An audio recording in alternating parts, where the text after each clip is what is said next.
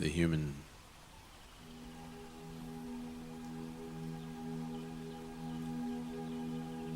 I want to call your being,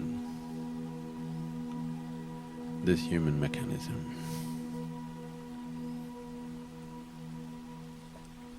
because the being is not yet happened.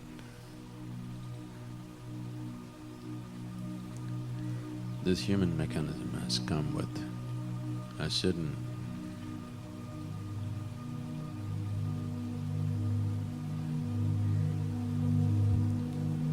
possibility and capability that either it can live as a very small and conceited existence, or it can live as an endless possibility. Though our physicality has come with boundary, because without a boundary there is no physical existence.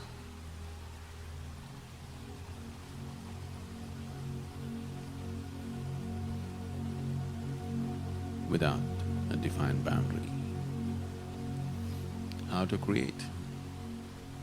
The Creator had no other way to do it, please see this.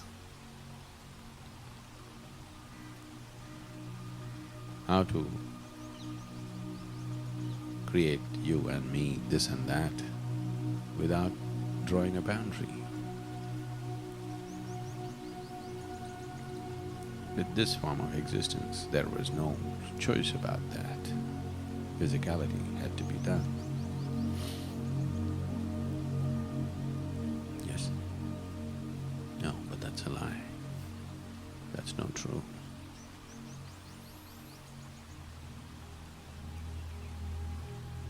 The boundary is only for those who see the surface of life. If you look at it closer, there are no boundaries. Today, the modern science, we've been saying this forever, but they didn't take us seriously. Today, modern science is clearly telling you there is no such thing as this and that. The whole existence is a diaspora of activity going on. It's a continuity all the time. Not only there is no this and that, there is no here and there. There is no then and now. This is physics. I'm not talking spirituality or mysticism. This is modern physics. Their language, the language of science today, is becoming far more mystical than the mystical. They're beginning to talk like Harry Potter stuff. I only heard things from people, I never read that thing. If you are a child, you have a need for these things. As you're growing up, you cut out all that nonsense. But if you really grow up, once again you have a need for those things.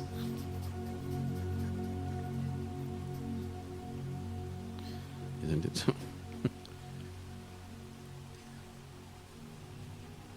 When you're a child, your imagination runs wild and all these things excite you. When you beginning to become an adult, all this nonsense, you cut it out and this is me, that's you, it's fine because for a variety of reasons I'll come to that. But as you get older, once again, what's beyond this, you want to know. The need for knowing that once again becomes strong.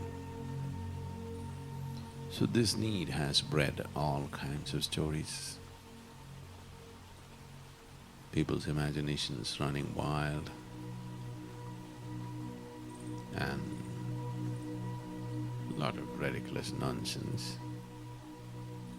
But what you need to know is the reality is far more nonsensical than the greatest nonsense that anybody can create. When I say nonsensical, it definitely will not fit into what you call a sense. This is what modern science is really struggling with. They're trying to somehow make sense out of it. But there is simply no sense. Everything that you call as sense essentially comes from your logical mind. It has to be logical, that is what is sensible, isn't it? If I say, you're here also, you're there also, does it make sense? Because it's not logical. So you need to understand. Today in human understanding, sense means it must be logical. The moment somebody loses the train of logic, then he's senseless, isn't it? Yes. Even now you're listening to me, because there is a train of logic to what I'm saying. If I lose this and start saying whatever I want, what's happened to him? Sadhguru, you also?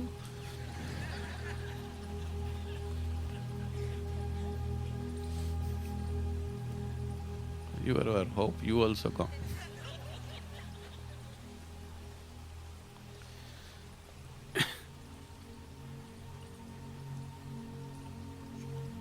But the existential doesn't fit into your logical sense at all, at all. Your logical sense has a little place in the existence, but the existence has no place in your logic. It's simply impossible to fit it in. Because of this, the scientists are really at quandary, because their whole training is to maintain a steady train of logic. And now, what they're seeing and discovering is completely, absolutely not in the realm of logic. So they're coming up with words like fuzzy logic and this and that. They're just finding excuses to be logical, because it's very hard to be illogical and still make sense. Simply almost out of… that possibility doesn't exist. If you want to use human languages, you have to be logical, isn't it? How to construct a sentence without being logical, tell me. Even if I want to say one sentence, it has to have a logical train, otherwise how? So because of this, there's phenomenal amount of confusion, misuse, all kinds of things, misconceptions.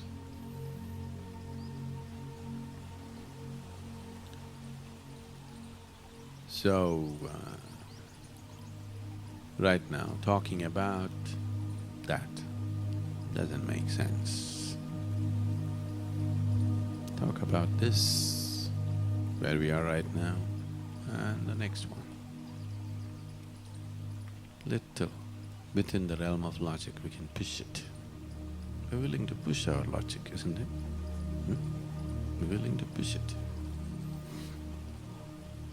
Well, this Harry Potter lady also wrote a story. He was here and something happened, this, and he went there. Okay. You see, just nice, he was here, he was there, and then he was there and he was here, and then this happened but that didn't happen. You'll think she's gone crazy, isn't it? Please understand, even to the most illogical, we are trying to bring some logic. Otherwise, in our minds, it doesn't make sense. The most absurd thing, even if someone is speaking something utterly absurd, even he's trying to make some sense, isn't it? Logical sense, I mean. Yes or no? So, using the logical, because you have to use it, you can't drop it.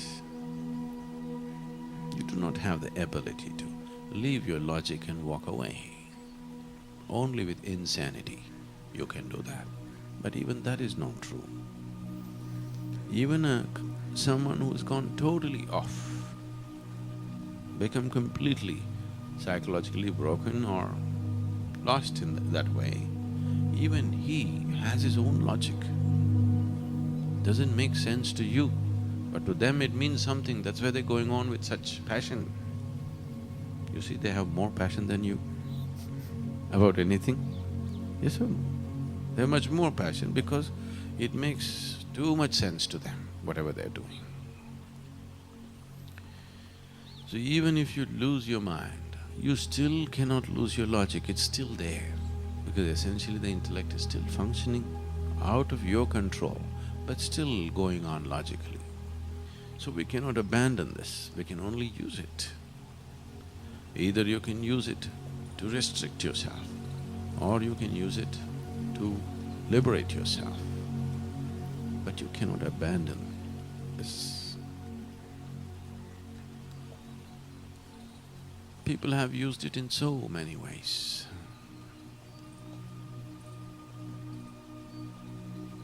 One of the greatest actresses in Hollywood, Greta Garbo, was a hairdresser's assistant in a small village in Europe, and she was 27. So she was just helping the hairdresser around, and one day a man was sitting and for a shave, and she bought the hot water that was needed for this purpose. That man just looked at her in the mirror and he said, "You know something? You are really beautiful. I've never seen a more beautiful face in my life." She just looked at it, said, "Come on, nobody has ever told me such a thing. That can't be true. Are you looking for a date? Forget it." He said, "No, you are the most beautiful face I've ever seen." And he just kept staring at the mirror and said, "Genuinely, this is the most beautiful face I've ever seen in my life." She went home that day. She went and stood in front of the mirror and she looked at it. It was the same face that she had seen for a long time. She looked at it and said, "Okay, if I have the most beautiful face in the world, what the hell am I doing in a hairdresser's shop?" She just packed her bags and left for United States and became one of the greatest actresses ever.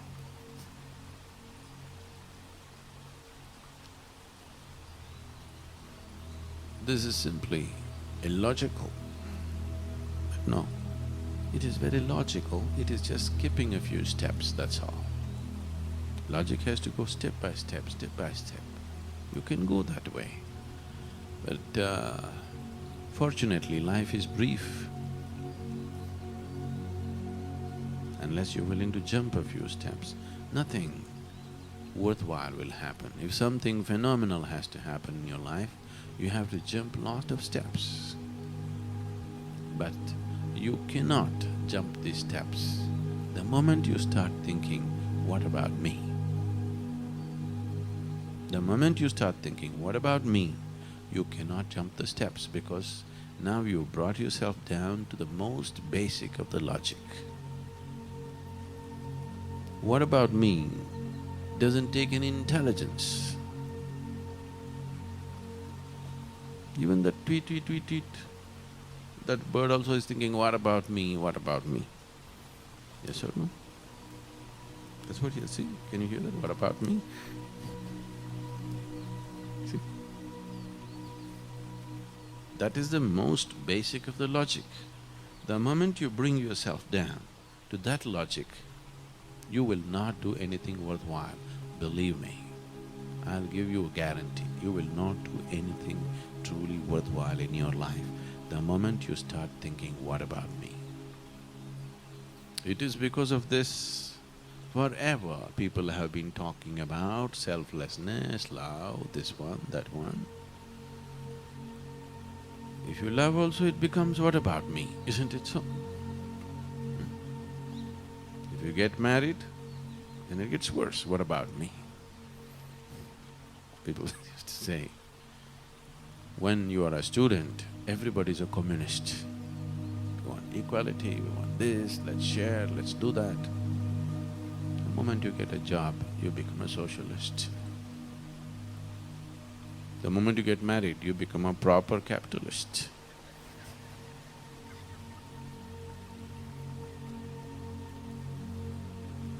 So,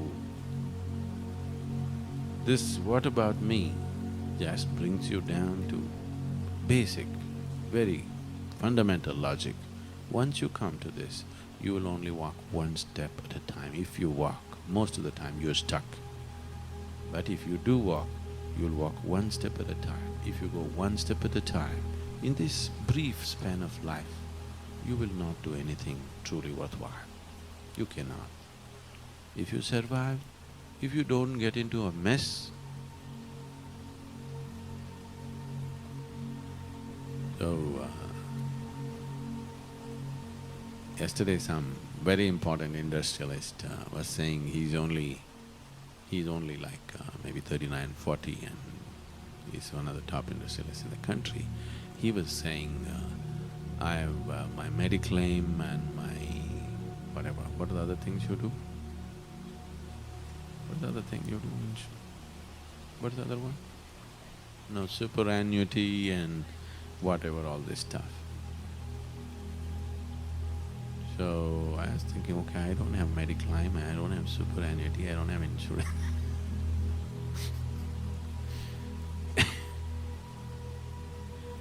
So, these things, I'm not saying you shouldn't do it, you do it. But the moment we start thinking, if our thought process becomes about, what about me? Then you're down to the basics. No, it's not about me, it's about my family, that's about you. No, it's about my country, that's about you. No, it's about my planet, it's still about you. I want you to know that. Whatever is yours is important to you, isn't it? Yes? Whether I say this is my teacup or I say this is my planet, there's not much difference. People think it is. Maybe in terms of what you do, your activity may change a little bit, but nothing, no great difference will happen. So to bring this about, if we want to employ the logical mind, because we have to, otherwise we'll become senseless. We will not become senseless, we'll become an absurd kind of sense. If you became totally senseless, that would be liberation. That would be absolute liberation, but that won't happen that way. So to go step by step, we have to use the logic the way it works best for us. If it has to work in the best possible way for us, first of all, if you can liberate your logic from the silly identities that you have taken on, starting from this little body. Don't have big ideas about your body, this is just earth recycling itself, isn't it? This is just earth and recycle. You may think many great things about yourself. You know, you're doing all that whatever… what are these things called? The bio stuff these days. You are biodegradable material, aren't you? Yes. You're not even as eternal as plastic. You're just purely biodegradable. All those biofuels, what do you call them?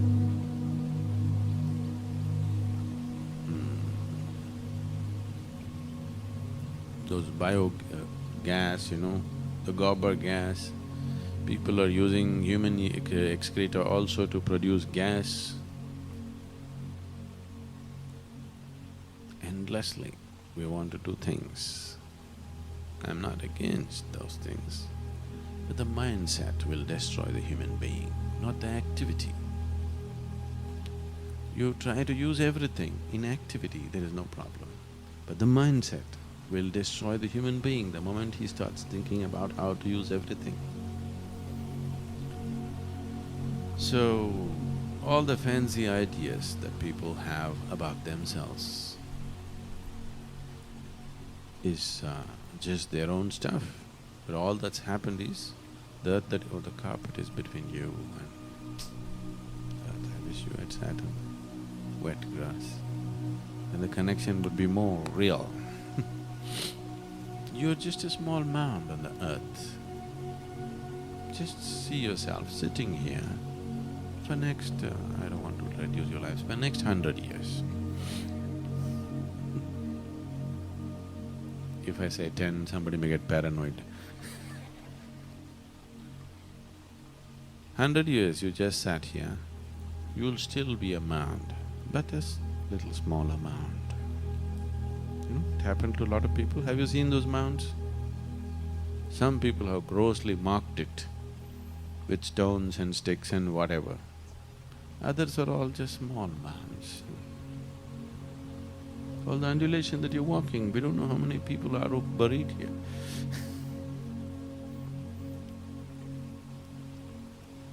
You don't have to bury anybody. If they just sit here for 100 years, they'll become small mounds like that, small nice undulations in the lawn, really. Yes or no? So you popped out of this, you'll go back like this. This is not some great realization, this has been happening for millions of years, nothing new. But just see, we are not aware of it on a daily basis. With how much ignorance one can live, thinking this is it, isn't it? So, you're just a recycle. The planet is just want to cultivate itself and fertilize itself. It is doing. So this little bit of shit that comes up and goes down thinks so much about itself.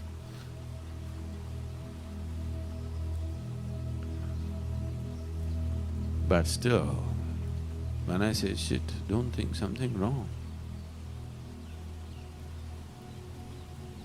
In many ways, it's the most composite and useful thing on the planet. Whatever you want to grow, you need it, isn't it? Yes? Similarly, if you want to grow a being out of this, you need it. No body, no being, isn't it? There are those without a body, but they also have a subtler body. No body means no being, please see. So, we are not trying to belittle the body. We must understand, because it comes with such a short expiry date, and it's just such a nebulous happening, simply it comes on and goes away. Because it's such a nebulous happening, but it has the great possibility of growing a being out of this. We must act quick. You can't go one step at a time. You have to go leaps and bounds. So the first and foremost thing is this base logic that we have, which makes our growth just very slow and laborious. What about me, what about me, what about me, what about you? You will be anyway sucked in, that's all about you. Either you make something fantastic out of this, or you don't, whichever way, anyway you'll be sucked in. Yes? That's all about you, what else about you? You think you'll go to heaven? You're in heaven and missing it, that's all. If we send you to another heaven, there also you'll miss it. Yes? Has anybody given you an insurance policy where you can't miss life? If you fall dead, somebody will benefit.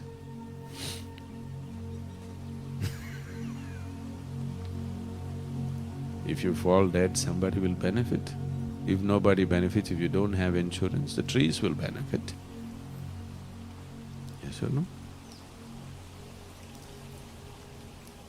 Just look at the trees and see what their intentions may be for you.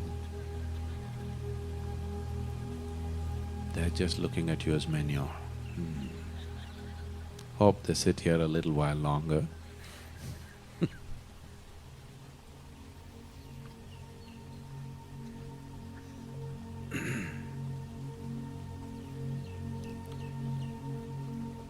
So this, whether you like it or you don't like it, not only on that level of appearing as a human body and disappearing, every moment this transaction is happening, you can't stop it.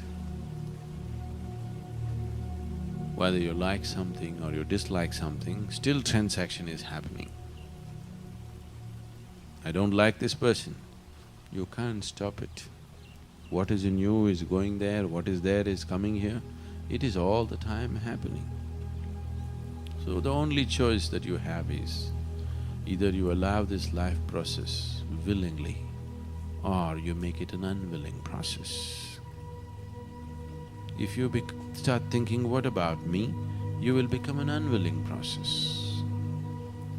When you become an unwilling process, do anything, and that's painful, that's rape. If you become a willing process, you become a love affair. If you become an unwilling process, this becomes a rape. Most people are being raped, not by men, don't blame the men, by life. Every day they're being raped because they're doing things that they're unwilling to do. It's very painful.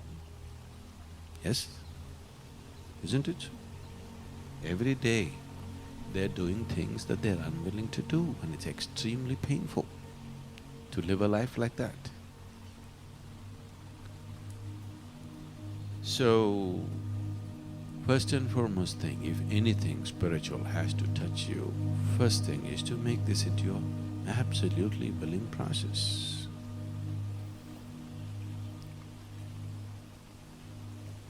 The world has become so conjuice, is the right word? You know, these days I'm traveling to North India more and more, so at least a few key words.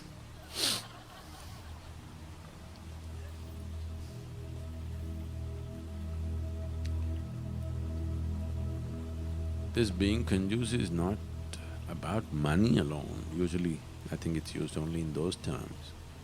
My problem is people are conjuice with life. If they smile, it's controlled.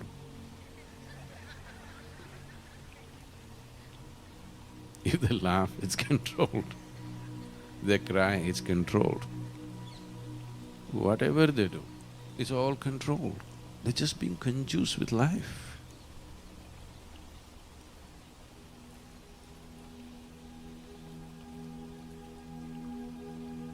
Once it happened, there was a man who was always wanting to save and being conjuice. His house caught fire.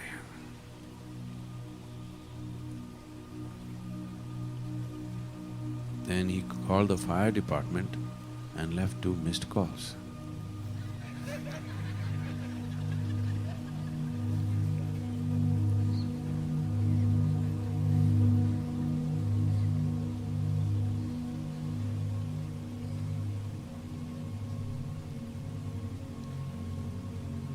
This is going on, please see, in every aspect of your life. Maybe you don't mind a cell phone call, but this is happening with every aspect of life. So then people will start talking about giving. It is not about giving, it is not about taking. It is just about being absolutely open, and that openness will not happen if the basic calculation or this base calculation of what about me, what about me, what about me comes. And today we are empowering this what about me with great force, because we are no more looking towards the east for the sun to rise. We are looking at the west We have been at least. Now they're looking at the east.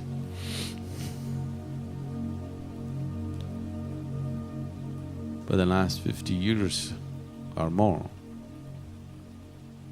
the Indians have been wanting to see a sunrise, but they have been facing west.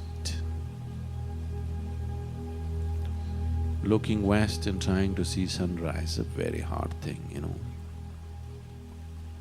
You won't see it or you'll have a broken neck. One of these things will happen to you. Or you have to grow eyes in the back of your head. That doesn't happen. Even if another eye comes, it comes in the forehead, you know. Even if such an evolutionary thing happens, you know it always happened in the forehead.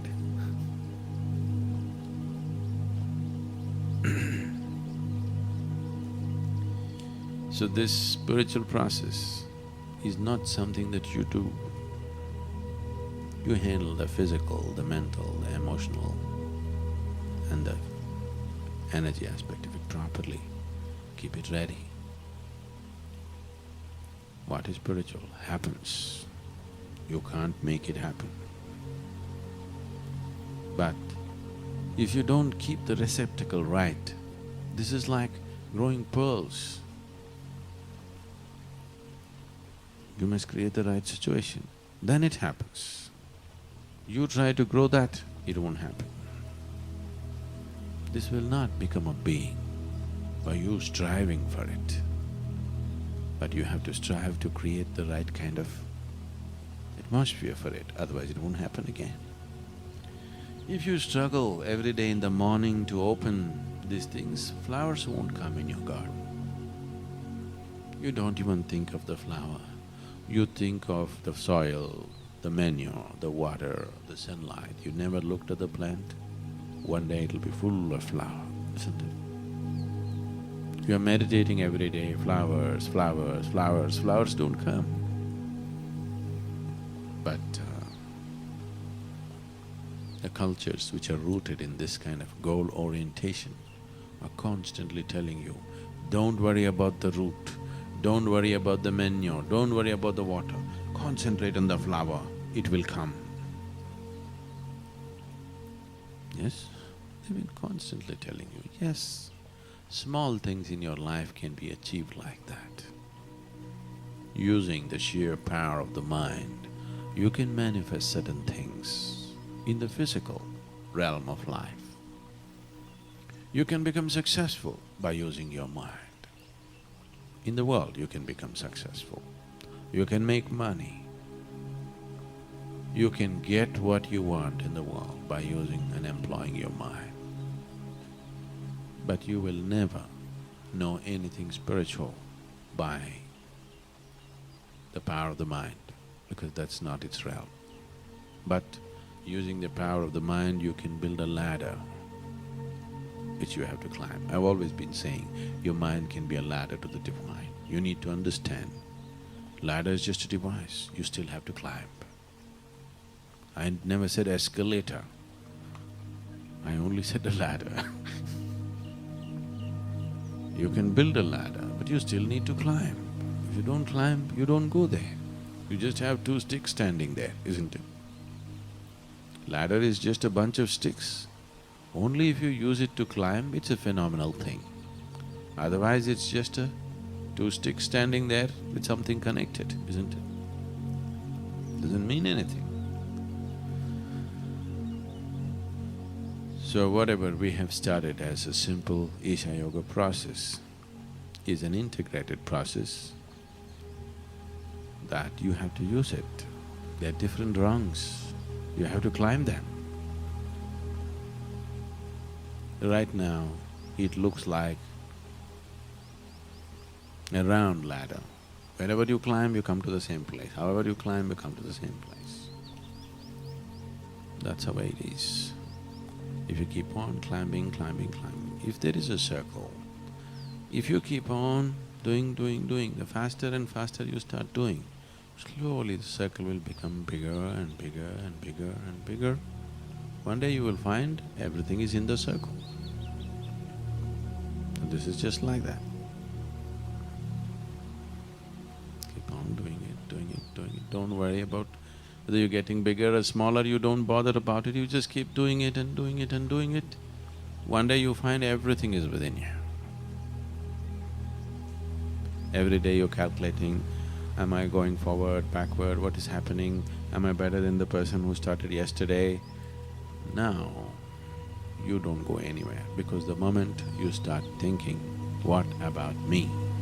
You have come to very base logic which can only take one step at a time. It cannot take even 2 steps at a time. Unfortunately, or I think it's fortunately, human life is brief. Very brief compared to what's happening on the planet. Even if you live 100 years, it's still a very brief time, isn't it? It's a very brief time. So, in this brief time, if we want to do something truly revolutionary, I'm not talking revolution on the street, something truly revolutionary within this one, if something absolutely different needs to happen within us, don't try to start big things, little things. Just like simple thing, like instead of looking west to watch the sunrise, you start looking east. Very simple, isn't it? But it's a phenomenal difference.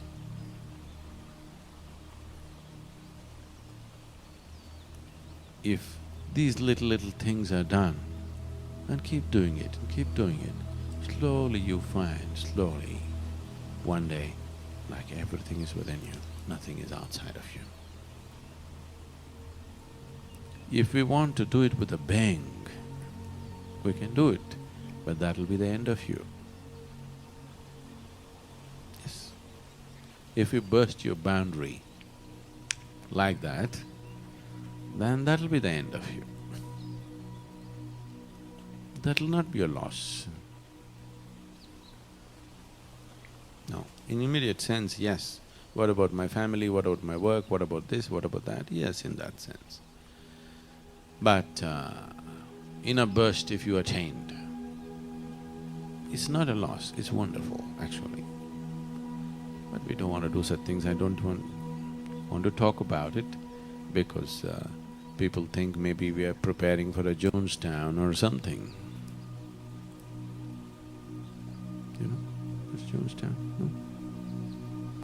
Okay, that's good, you're nice and innocent.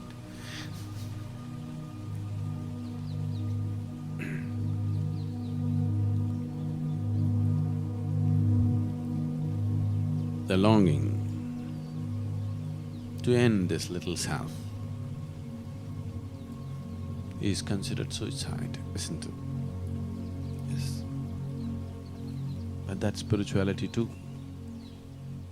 If you just use the wrong methods, it becomes suicide. If you use the right methods, it becomes a spiritual process. The idea is to end this little one, isn't it? If you shoot yourself through the head, that's called suicide. If you simply sit here and blow your head, that's called spirituality.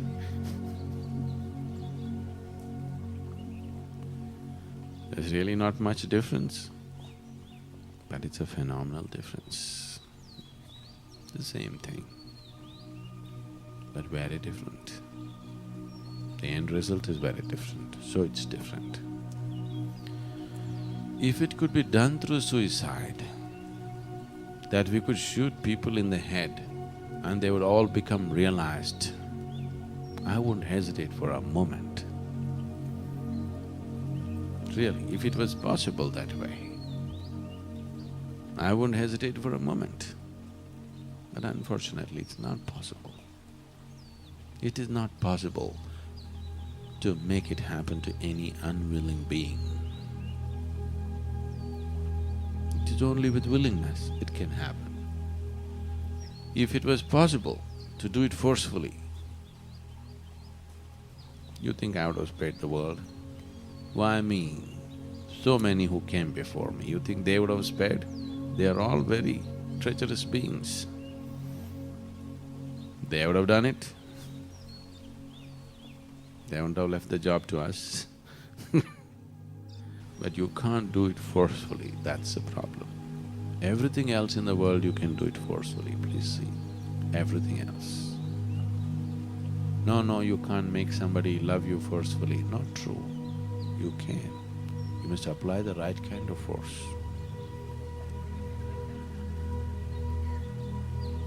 Everything else can be done forcefully because whatever is physical, everything that's physical can be moved forcefully, isn't it? Yes?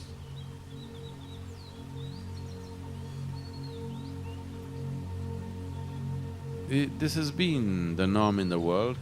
If a young girl gets raped, normally the thing is she should marry the same man.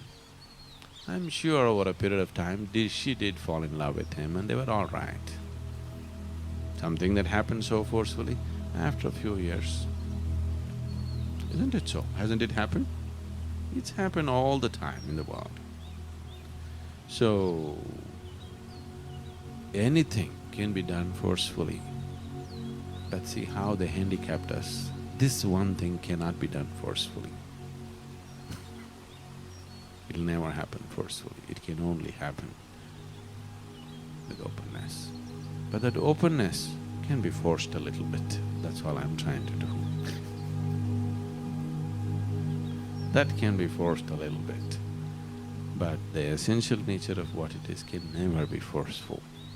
It just is not possible because it's non-physical. Force belongs to the realm of the physical. So force is out of question. If you want this to happen to you in a most pleasant and wonderful manner, stop being conducive with life. If you just keep this one calculation aside in your life, what about me? Just keep it aside and see how wonderfully life will happen to you. I am not trying to teach you selflessness. People have always been saying, if you're selfless, everything will come to you. Isn't that selfish? You know, people have always been saying, if you give, you will get more. This is horrible selfishness, isn't it? And this is a horrible calculation. At least I go get what I want is one thing. If you give, you will get more. Is it horrible way to live? This is not about that. This is about just making the process of life a willingness. So that's why in Isha, everybody is a volunteer, everybody is a volunteer. Why we speak of this with so much pride and regard towards that is, a volunteer means somebody who is willing. Not willing just to do this or that, somebody who is willing, just anything.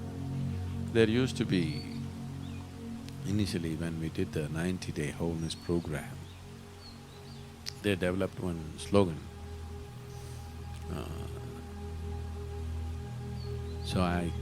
Because we were slowly taking them into a realm that they would never logically understand, but I'm using logic to take them. 90 days people just stayed in the ashram. When there was no ashram, it was just a hut.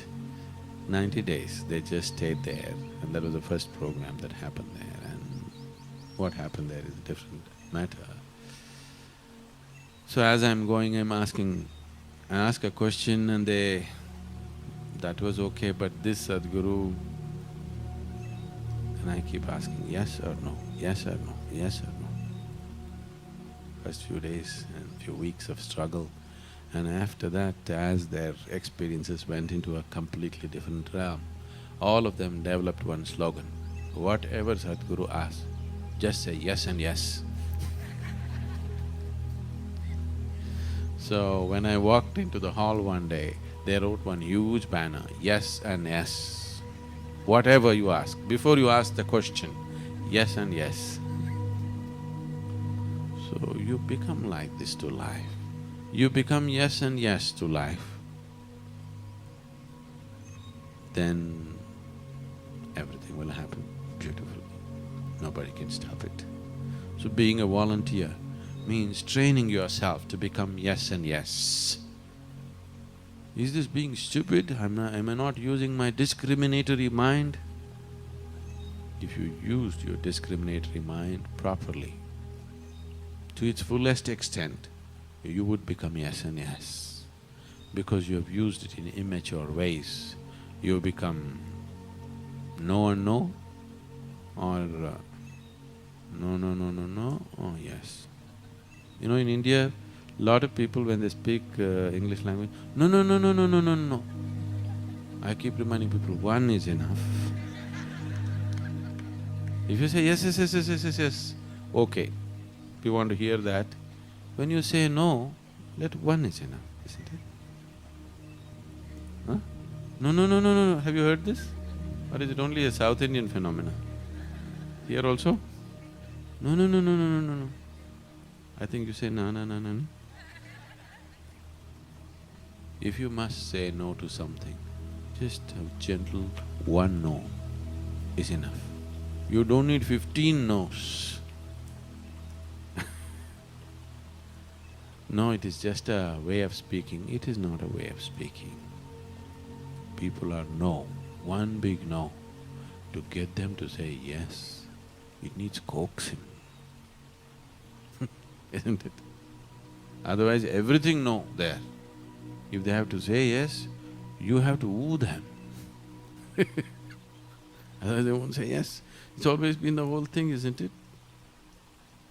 Yes, to say yes. Oh, if you say yes, you get married, is that?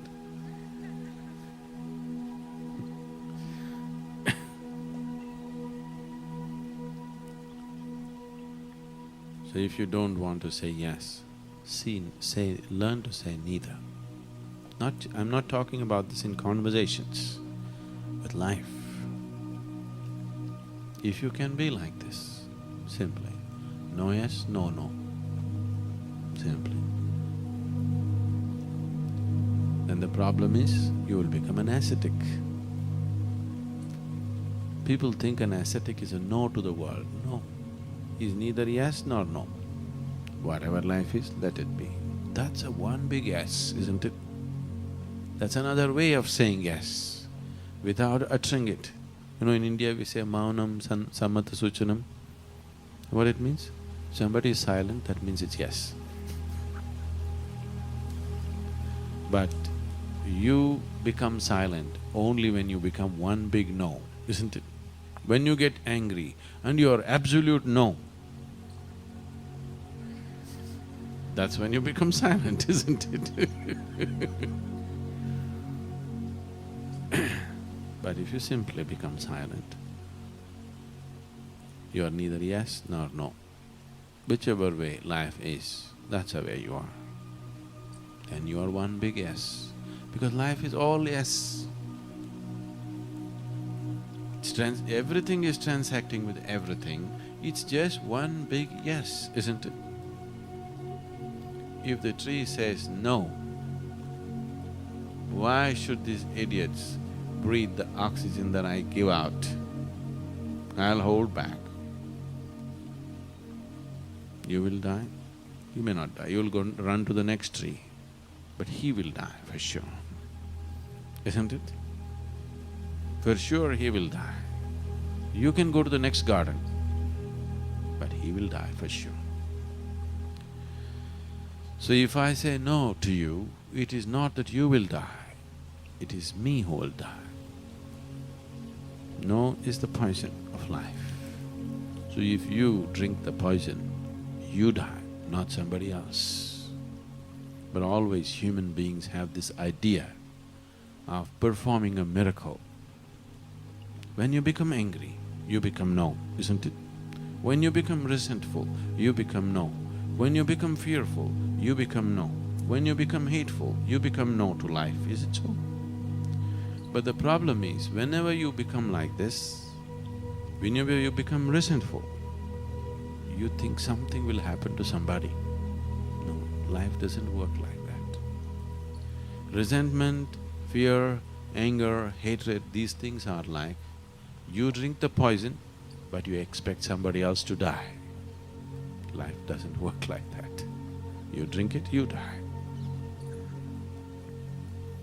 So the process, I'm not talking about the spiritual goal, the process of what we do is to slowly make you into a yes, one big yes. So whether it comes to the program or the kriya or the volunteering process, all these things are structured so that you become yes in the body, yes in the mind, yes in your emotions, and yes in your energy. It's very important because all of them can self-imprison themselves. All of them are capable of that. Sadhguru, when you begin to say yes and then you experience what that yes does to you… Are you already married? Yes. Okay, then it's safe, you know. Tell me. And there is this exuberance, it's like you're melting. But then around you there is no. What about?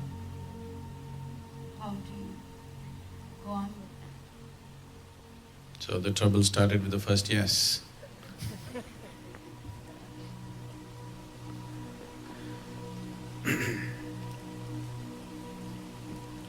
So, you're being exuberant, your family is not cooperating, the world around you is not cooperating.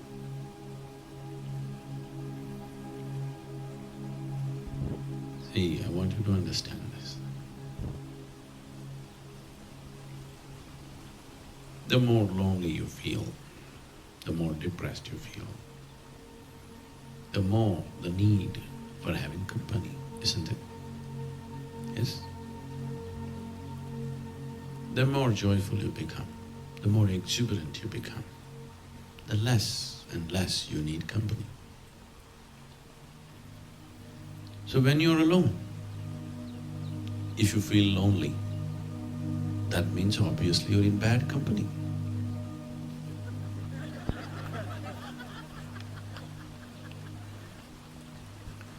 If you were with a good person, why would you feel lonely? You'd feel great, exclusive, isn't it? So, your exuberance is not manufactured. If it is manufactured, yes, you need company. Now people's idea of exuberance is, let's talk, let's dance, let's listen to music, let's do this, let's do that. Not necessarily. You can just sit quietly here and be absolutely exuberant.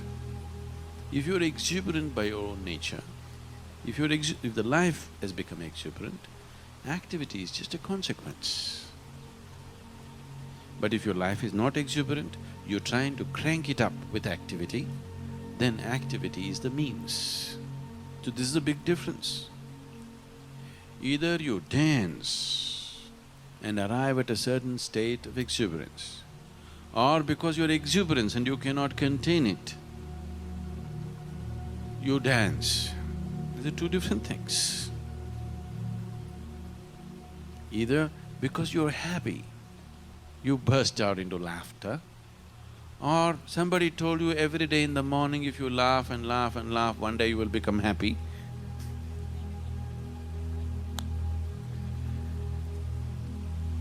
These are two different ways. Tell me, which way does life work? Look at everything around you. Which way is it working? Is it because there are flowers, the plant and the root came up like a support to the flower? Is that so?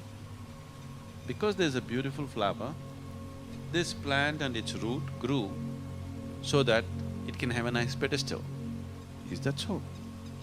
This is so with this one because this is manufactured.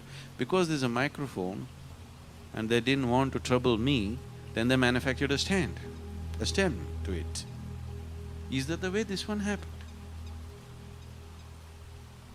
Because the exuberance in the stem could not be contained, it flowered, isn't it? This is the way life should happen. If you try to do the other way, then it's going to be a very hard life. The hardest life in the world is to be constantly putting yourself out into the world like you're joyful when you're not. That is the hardest thing to do in life. Is it so? When you're not happy, to show everybody that you're happy, it costs phenomenal amount of life, isn't it? Have you noticed this? Some people are there, when they're happy, when they're not happy, they're not happy, they just show it to everybody, the whole world knows their thing. Their act of life, everybody knows. Some people manage all the time, but it takes phenomenal amount of energy to keep it up like that. You will grow diseases in your body, I'm telling you. You will grow lumps and tumors in your body if you try to constantly put on an act. This is happening all over the world. Actually, if you're willing to be a subject, I can demonstrate it to you. Within a few hours, I can make you grow a tumor. Really, I'm not joking. If you make your mind in a certain way, you will do that. Only saving grace for you is, you never do anything steadily, you're off and on, off and on, off and on. Your joy is off and on, your misery is off and on, never on. If you become utterly miserable, you will see the consequence of it. If you become utterly joyful, you'll see the consequence of it. If you become utterly angry, you'll see the consequence of it. You don't see the consequence of anything because you're always off and on, off and on, off and on.